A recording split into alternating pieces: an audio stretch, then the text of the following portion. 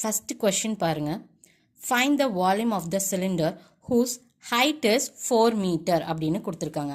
அப்போ நம்ம ஹைட் என்னன்னு எடுத்துக்கணும்னா 4 மீட்டர் அப்படின்னு எடுத்துக்கணும்.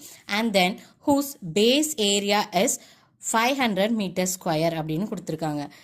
பேஸ் ஏரியா வந்து என்ன கொடுத்துருக்காங்கன்னா 500 மீட்டர் ஸ்கொயர்.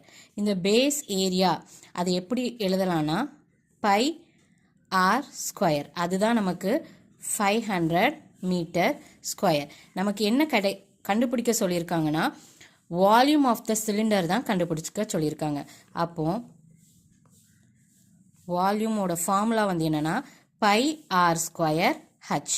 இப்போ நமக்கு பை ஆர் ஸ்கொயரோட வேல்யூ தெரியும், ஹைச்சோட வேல்யூவும் தெரியும். இப்போ அது ரெண்டையுமே நம்ம ஃபார்முலாவில் சப்ஸ்டியூட் பண்ண போகிறோம். ஸோ பை ஆர் ஸ்கொயரோட வேல்யூ 500, ஹச்சோட வேல்யூ வந்து 4.